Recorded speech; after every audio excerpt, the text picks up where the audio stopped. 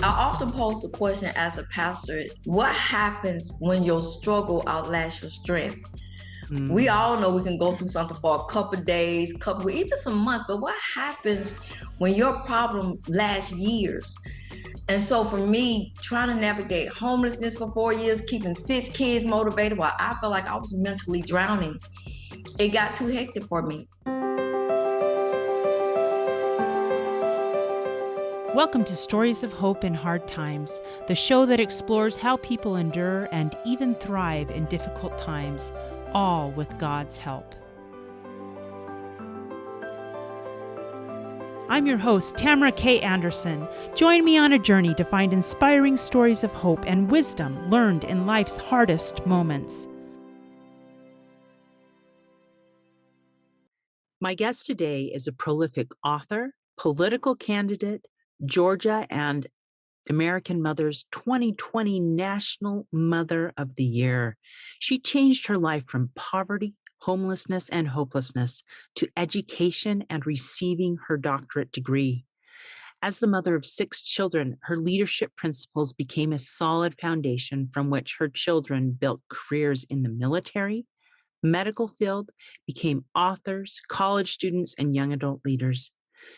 She has been a guest panelist on different platforms to discuss topics such as leaders in ministry, race and poverty in America, women in politics, entrepreneurship, and homelessness. She's also a licensed and ordained minister. I am pleased to present Dr. LaTarsha Holden. Dr. Holden, are you ready to share your story of hope? Yes. Awesome.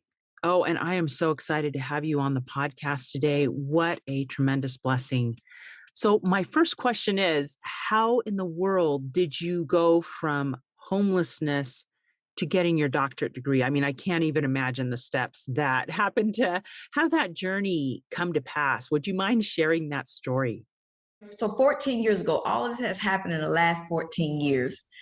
14 years ago, I was 35 years old, homeless in the streets of Atlanta with 6 children for 4 years. I had a GED and barely no work history.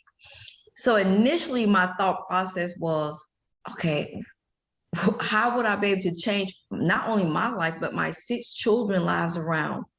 At that time, I had 2 kids in high school, 2 kids in middle school, and 2 kids in elementary school. And when we was living in a board-up house as squatters, I just remember that I had to do something to fight for my family. I really didn't know what that would look like. I dropped out in the 10th grade. I had 4 kids by the time I was 22. So in my mind, I really never saw anything through or really was organized as a young person. But I just said, well, I got to keep my 6 kids from the school to prison pipeline, drugs, gangs. And I just decided to go back to college while we was living in that board-up house as squatters. I was scared out of my mind. Here I am, 35, haven't been in school since I was 15 years old. But I knew I had to do something to at least try to save my family from homelessness and poverty. Wow. What were the first steps that you took to decide, okay, I'm going to go to college? What did that look like? It was not my first thought. You know, when you're in pain, you want stuff to happen immediately. You want God to kind of come and do something magically in your life. And I just remember I started having dreams and visions of me speaking and preaching around the world. And so I went to church one Sunday. And when the female pastor came off the pulpit after the service, I went to her and started saying, well, I'm having these dreams and visions of me preaching and speaking. I don't know where to start. Honestly, I thought she was going to tell me go join that ministry class and God was going to make it all better. But she did not do that. She asked one question after she listened to who I was and where we was living in a board-up house. She said, well, did you finish school? I said, no. She said, you probably want to start there. I left out of there hotter than fish grease on a Sunday morning. I tell you, I was mad. I'm like, okay. I'm thinking, so I left out of that church. I'm like, what? Go back to school? What is this lady talking about? But that night in that boarded home, I started to pace the floor. I'm crying out to God. And I just said, well, I guess I give it a try. And that's what led me to even think about going back to school. But I tell you, had she not suggested that, I probably wouldn't know what to do at that point. But I'm glad she did. And that was the starting point of me at least trying to get my life back on track. But I tell you, that journey, that 4 years was so hard. I often pose the question as a pastor, what happens when your struggle outlasts your strength? We Mm. all know we can go through something for a couple of days, even some months, but what happens when your problem lasts years? And so for me, trying to navigate homelessness for 4 years, keeping 6 kids motivated while I felt like I was mentally drowning, it got too hectic for me. So I remember walking into a hospital here in Riverdale, Georgia, and I walked through them glass doors. And I went to the desk. And I know I was probably looking frazzled, my hair, I was just tired. And I said, ma'am, I don't think I can do this anymore. She said, ma'am, are you saying you want to commit suicide? I said, yes, ma'am. I'm tried everything. Nothing is working. And they kept me for a week for observation. And on that floor, they had a padded room. And I asked the lady at the desk, I said, ma'am, can I go in there? She said, ma'am, you're no threat to anybody. I said, I know it, but I need to go in there. Now, at this point, I was not raised in the church. But I went into that room and I dropped down to my knees. Every day I was there for that week. And I just remember raising my hands up to heaven, crying out, God, are you there? Please help me. I'm scared. I'm lost. I don't know what to do. And I would do that the week that I was there until they released me. Now, although my situation did not turn around immediately, I knew something was different.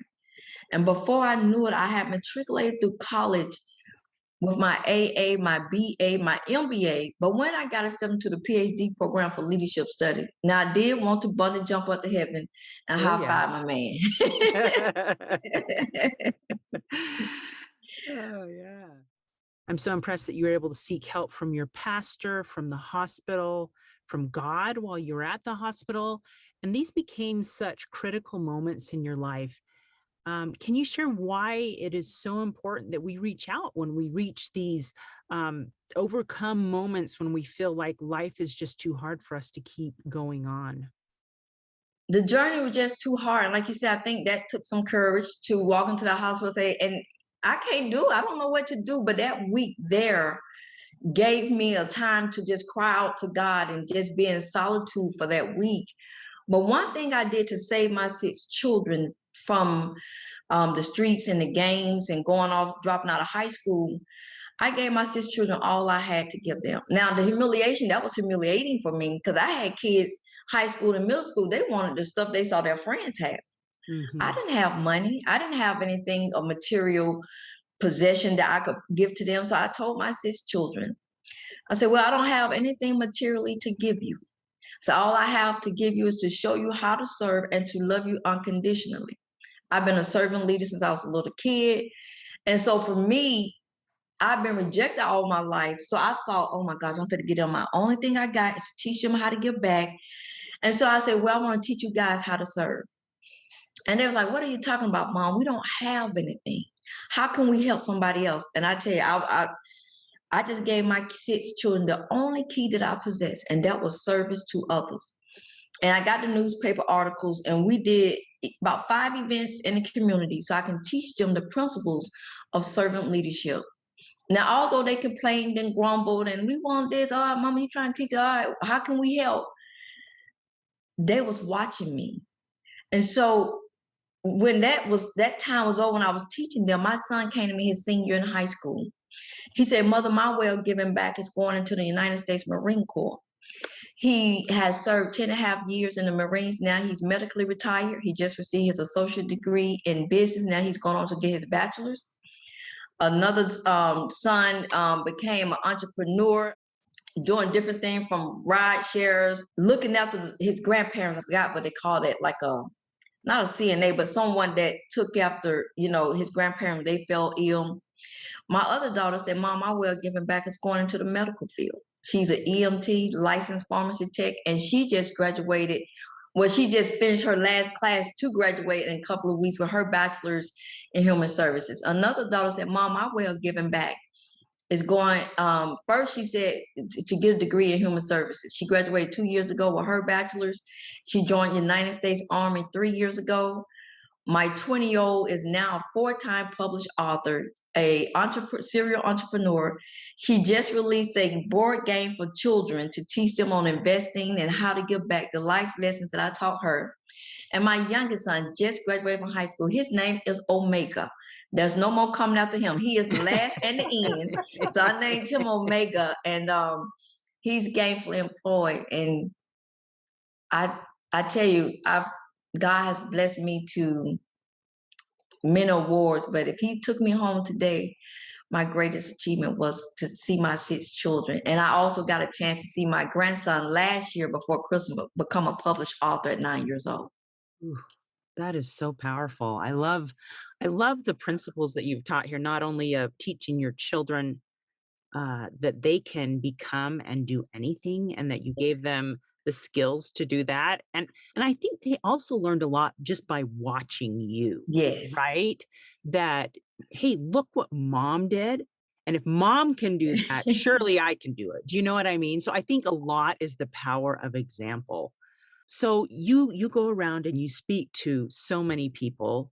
What is one of the key messages you give to help motivate them in their discouraging times? Well, it's 2 things I talk about. First, I'm big on legacy, how to lead well and leave a legacy. And a lot of times I try to encourage people. Only by the grace of God, this year alone, God has had me um, speak from India to Switzerland, Australia, and he said, remember he said I saw myself speaking to people around the world. Well, although the world was closed down, he brought the world to me, and people all over the world had me on their podcasts and shows. So, but my thing is about leading well to leave a legacy. And it doesn't mean that you're going to be a celebrity.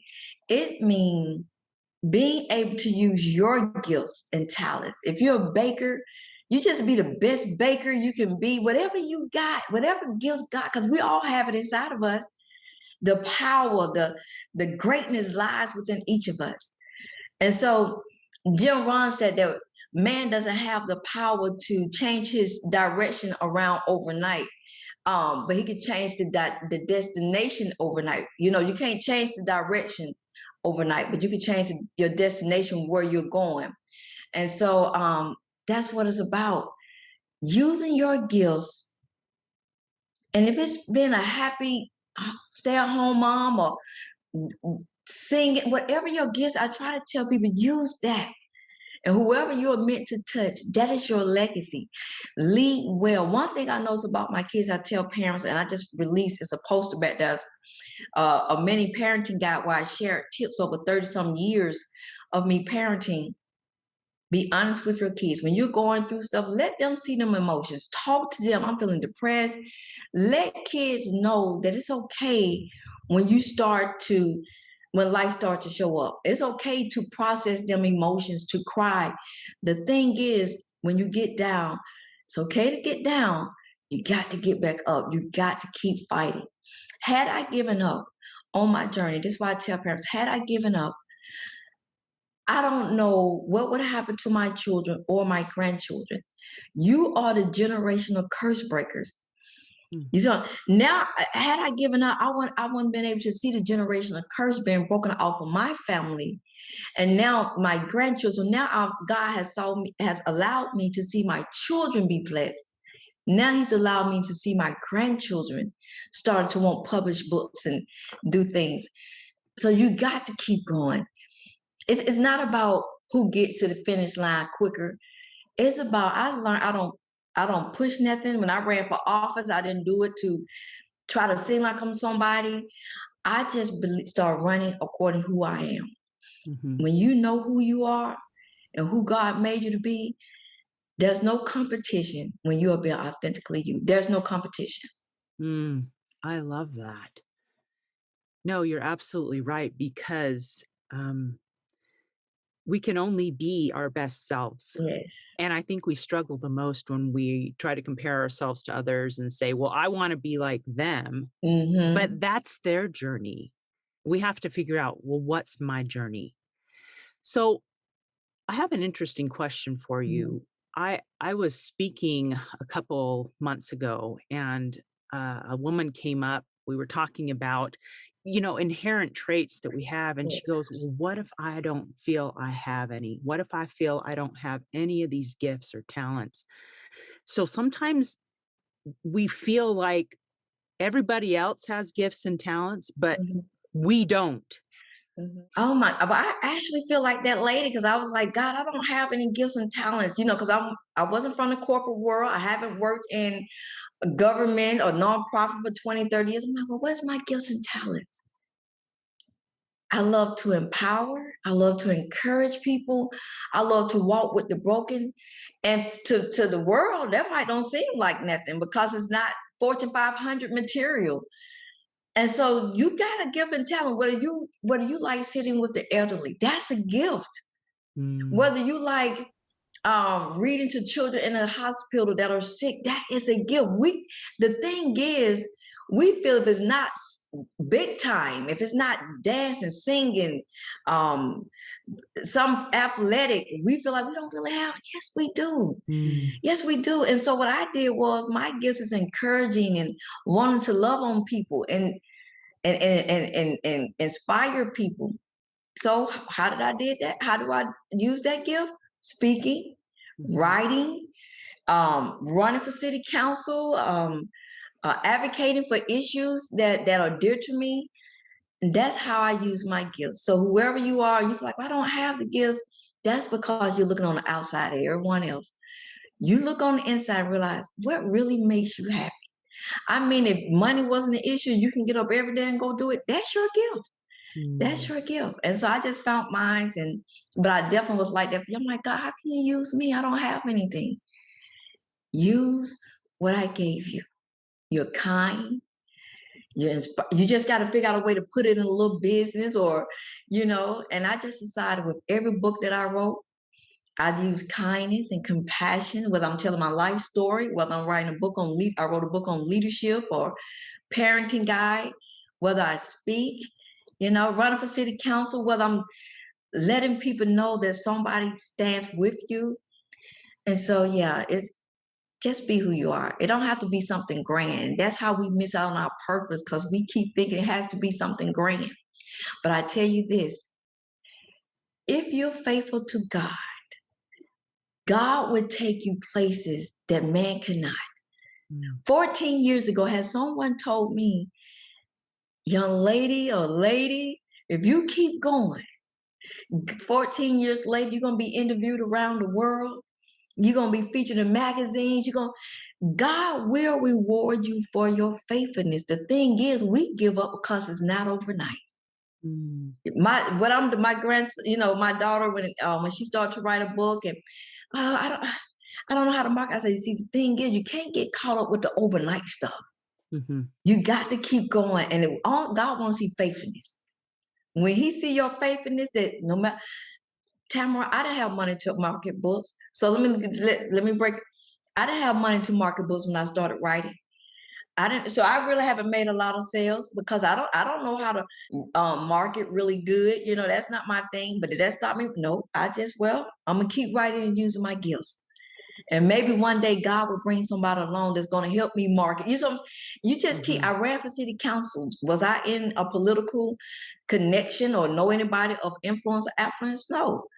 I was the underdog in the race when I ran for city council in 2017. But I remember I made a vow to God. God, if you deliver me from hopelessness and homelessness, I'll go back and fight for others. And so when I realized a seat came up in my district, I kept my vow to God. See, a lot of times people forget when God delivered them what they told God they was gonna do, and you just go on, no. So even though I didn't win that race, it was a win for my family. When I mhm. look back and see my grandchildren out there with their signs, both from a grandma, we're all out there counting. That's a win. And so, yeah, you just use your gifts in ways, and it just have to be small. We're going to take a quick break, but when we get back, we'll have more lessons, tips, and things you can apply to your life. Stay tuned. Are you looking for a gift for a friend, sister, or mother who is really struggling right now and you're not sure what to get them?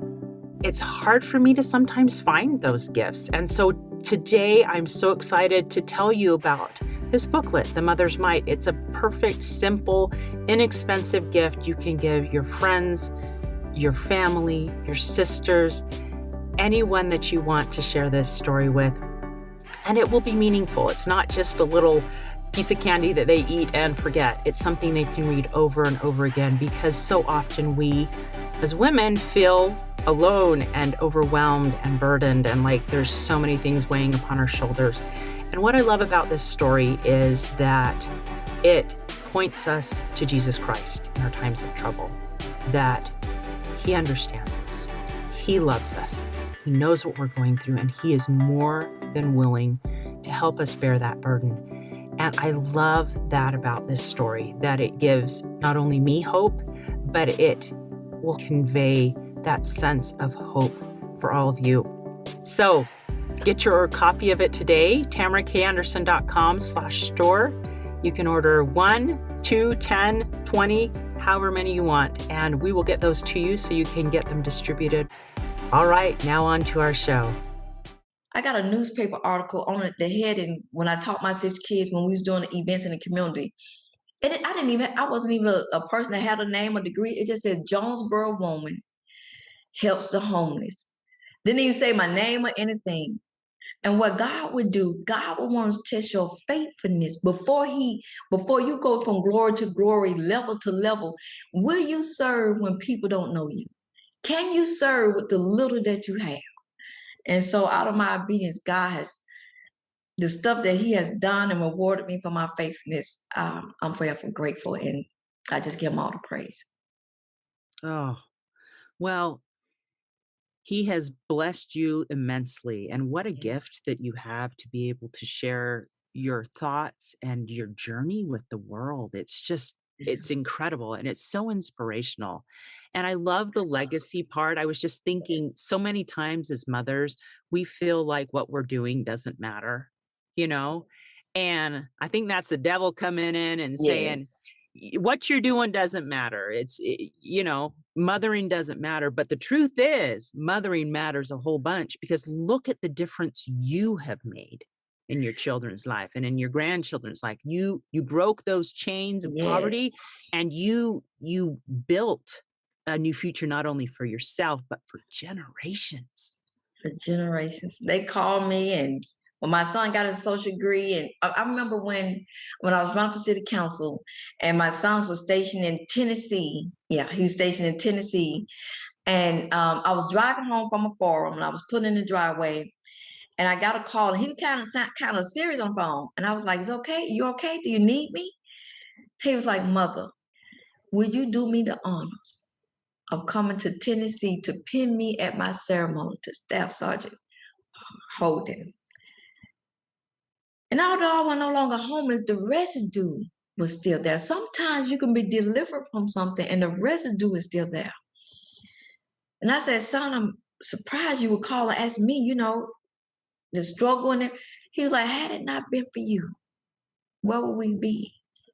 He was like, "Yes, I'm calling you, not grandmama, not granddad. No, I'm calling you. Would you do me the honors coming here to pin me?" And I said, "Yes." I'll never forget that phone call, that they're watching us. They're watching how we handle situations. They're watching whether we stay down or whether we get back up and fight. They're watching. And to see them going after their dreams and goals and starting businesses and graduate from college, things wow, it's a blessing. Oh my goodness. Oh, I got all teary on that. That was so sweet. It's a blessing. Oh my goodness. Yes. That's not a long time ago, 14 years. No. The only people knew me then was the welfare office. And I used to ask God, why you didn't allow people to help me? I was out there for you. It was hard. And 2 things came out of that when I asked Him that. He told me, had I allowed people to help you, they would have been saying, had it not been for us, she wouldn't be where she's at. Mm. God is not going to share His glory with no one. But then I realized that my particular wilderness experience, it was necessary. For me, I was used to giving up in life. I was used, as soon as the wind blow wrong, I drop whatever I was trying to do. If somebody didn't, my mom or dad didn't like it, I give up. But had I had someone, I needed the wilderness experience to build up that muscle. My undergrad professors told the class that the world belongs to those who are disciplined. Being a homeless taught me the art of discipline. It taught me how to keep going. And it felt like God had left me out there, but I just became stronger. And that's what gave me the strength to run for city council. That's what gave me the strength to matriculate through college. When 4 years I was homeless, 2 years before college, 2 years in undergrad. Had it not been for my wilderness experience, I don't know would I be the strong person I am today. I don't know what my faith be where, but it's everything I do. That's why I say it was God. I didn't know anyone, Tamara. 35 years old to be homeless. No one came to my rescue. I didn't know nobody that had connections that can help me figure this thing out. I was just trusting God. And sometimes it got so hard. I'm like, God, are you there? I felt like he was trying to kill me. But what God is, when you're in the purging process, he's cutting that stuff away. People, where you don't got used to people talking about you, where you don't got used to giving up. And it's like my children went through in the military. They had to go through the boot camp. The boot camp is to break you down for whatever you thought you had knew. But when you come out, you're a soldier, you're a warrior. And so I thank God. For me, my wilderness experience, it was necessary. Oh, I love how you described it as both a wilderness experience and a boot camp, because I think sometimes we do feel like that God has dropped us into situations where we don't know how to get out of it, right? That we don't know what the next step is. We feel like we're wandering, we're tired, we're worn out, we don't know where we're going. It is really like wandering in a wilderness, but you're right. It is a purging process. I think it breaks us down to rock bottom, but what better place to build than on the rock, right? That's it. That's why I got the symbol, Phoenix Rise. And you come back. I tell people, 14 years ago, I was born in Fife. Now I'm the rock. 14 years ago, I was. But it is my faith. I'm always in constant praise and worship. There was no way, statistically, my family was not supposed to make it out. And I've never been to the school with problems on my kids, never had to go to the police with problems with my kids, drugs. But my one thing, I just remember my kids said, you became our guiding light. You was like a mentor that although we saw you going through, although we heard people laughing at you and family members joking, you ain't gonna be nothing, you kept going. And that's how I asked my son, I don't want to leave, but when my son had graduated from the Marine boot camp, I said, son, how did you make it through the Marine, have the hardest boot camp? He said, I watched you, Mom. He said, I knew everybody in the family was laughing and talking about you, and I heard you crying midnight nights, but you didn't give up. He said, you're a nice looking lady. You could have left us. You could have divided us. You could have started drinking, drugging, partying. He said, but you did none of that stuff. And I said, if that woman can keep going, I can keep going. And he said, that's how I made it through the Marine boot camp. Wow. But it's true. We do motivate our children by what we do, and what we do as mothers matters. Yes, it does. Is there a favorite Bible verse that has become particularly meaningful to you through all of your challenges? At first it's a simple one, when it said Jesus wept. And I know it's simple, but for me, the Creator, at any time, he could have called legions of angels to his side, to his help. He didn't have to do what he did. He didn't have to save me. He didn't have to do anything, but the humanity part, that he wept, to know that things do hurt, things do get harder, just to show the humanity part gave me the strength to keep going, gave me, it's okay to experience those emotions. And that's why I tell my story about being in the hospital, because I'm trying to bring awareness to mental health. It's okay to go seek help. It's okay to get counseling and therapy. we need it. But for me right now, just that when it said Jesus wept, for me that right there, I mean, he's the Lord of Lords, but he cried.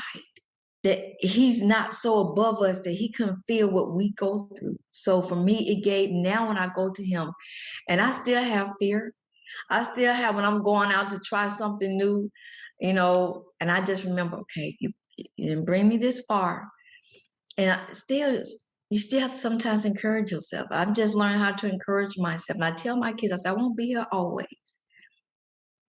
Get to know God for yourself. That's the best advice outside of what you saw me go through. I said the best advice I probably can ever give you while I'm here on this earth.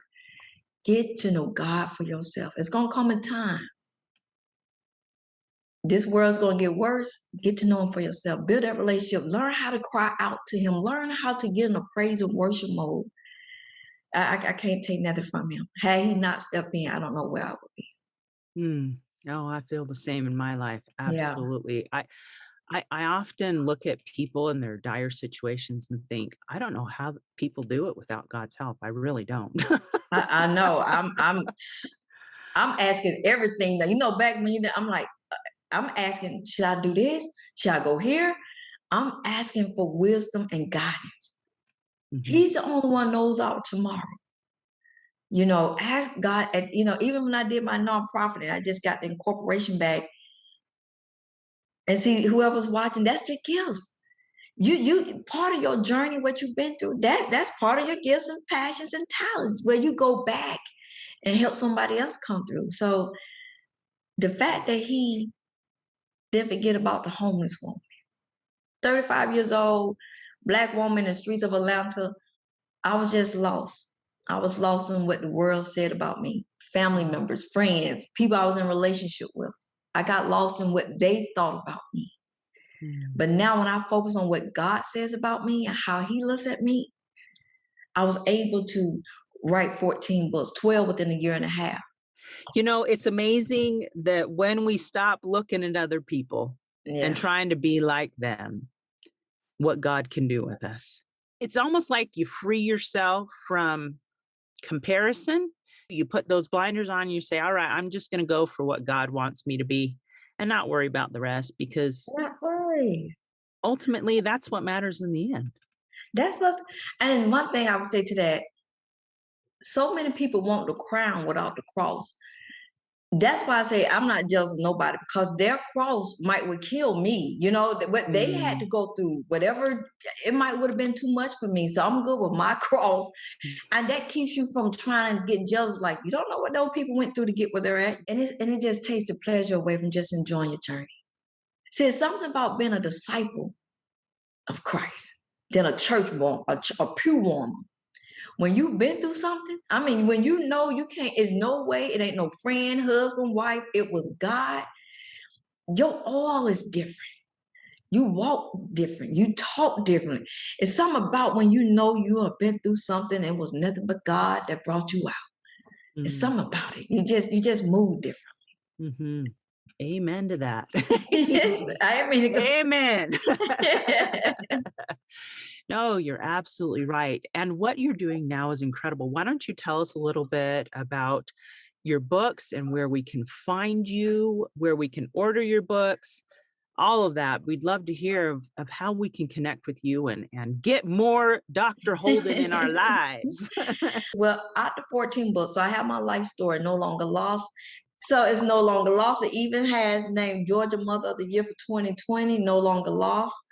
So my life story really gives you how I was brought up and what made me go off track. I just released my leadership book for aspiring and new leaders in ministry and the marketplace.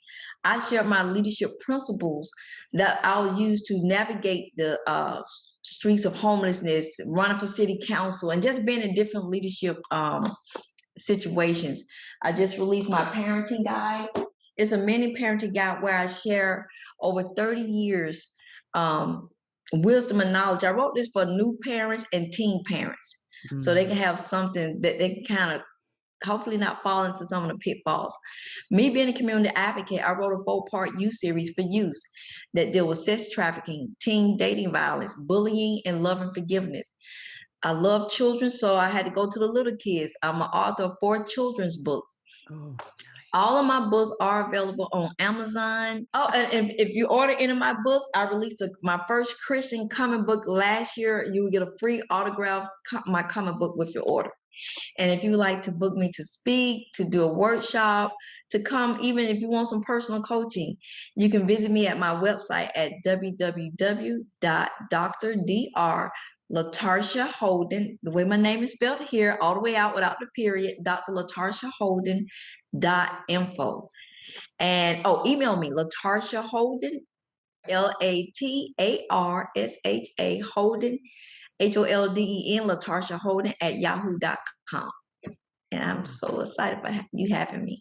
Oh my goodness. This has been really amazing. And I love your excitement, your exuberance. And I'm amazed what God has done with your life. And I think one of the things I'm taking the most away from this interview with you is that you can do anything with God on your side. And he can make your life completely turn around from homelessness to PhD. My word, does it get more dramatic than that? My brain is exploding. I just started, I'm living, I'm free to be me. And I'm just doing whatever I feel is who I am. I'm living out loud and unapologetically. Oh, I love that. And we need to live that way, but I think we need that inner confidence that only comes from God. Yes. To be able to do it. Yes. Right? Yes. We need to believe in ourselves like God believes in us. Yes. And it takes a minute. I'm still, God, you sure? Are you with me? Can I hear? I'm like, I wish back in the old days, the Old Testament, so I can hear your voice talking, but you could tell when you're in the right path, as long as you operate in your lane. Sometimes we just got to stop asking for a seat at the table. Build your own table, create your own path. And that's what I did. I just decided to create my own path. Since I didn't fit in to any groups, I just built my life brick by brick. I wasn't in race with anyone. I wasn't in competition with anyone. I built my life brick by brick. Like, I never thought I would see this time when everyone is grown. So when I sit and just enjoy the quietness, and I'm like, yes, I did. You did it. But I think you also nailed another important step there. And that is that you don't do this jump, immediately. It is that step by baby step, brick by brick, line upon line, as it says in the Bible, that you gotta take the first step and then be brave enough to take the next one and the next one and keep going. And it's going to be hiccups. The rejection is going to come. The downfalls is going to come. And the thing is, we don't know how long those downfalls are. You just got to keep working. And I guarantee you, from what I know, if you keep going, it's almost like when I took a step, God took a step. It's like we came in like a salsa dance. It's like he took a step, I took a step. And before I knew it, in 14 years, and I used to feel ashamed. I'm like, because my life is not the traditional way. Graduate from high school, go to college, buy the big house, the car, you've been on your job 20, 30 years. I just rebuilt my life in the last 14 years, but I'm proud of it. It's not the traditional way, but I'm proud of how far I've come. Oh, and I can't help but think that God is proud of you too. And he's up there going, and look at what I'm going to do with you in the next 14 years, Dr. Holden. You just wait and see. You're going to move mountains. Yes. Well, this has been an honor. Seriously, a complete honor to rub shoulders with you today, to hear your story, to feel your energy, to be able to share your motivation with those who are discouraged and feeling like, I don't know what to do. And I think you've given us so many amazing tips to, first of all, reach out to God and figure out what he believes you can do. And then start building from there, just the baby steps, right? Just the baby steps. Yeah. I didn't try to do everything at once. Oh my goodness. Well, thank you so much. This has been truly an honor. I feel so blessed to have been able to talk to you. I feel motivated. I feel like I can go out and conquer the world. And that's a good That's a good feeling to thing. have, right? It's a good Yes. feeling to have. We all need to feel that way and realize that we each have potential. So, Yes. hey, thanks so much for listening to today's show. If you like what you heard, subscribe so you can get your weekly dose of powerful stories of hope. I know there are many of you out there who are going through a hard time, and I hope you found useful things that you can apply to your own life in today's podcast. If you would like to access the show notes of today's show, please visit my website, storiesofhopepodcast.com. There you will find a summary of today's show, the transcript, and one of my favorite takeaways. You know, if someone kept coming to mind during today's episode, perhaps that means that you should share this episode with them. Maybe there was a story shared or a quote or a scripture verse that they really, really need to hear. So go ahead and share this podcast. May God bless you, especially if you are struggling, with hope to carry on and with the strength to keep going when things get tough. Remember to walk with Christ, and He will help you bear the burden. And above all else, remember, God loves you.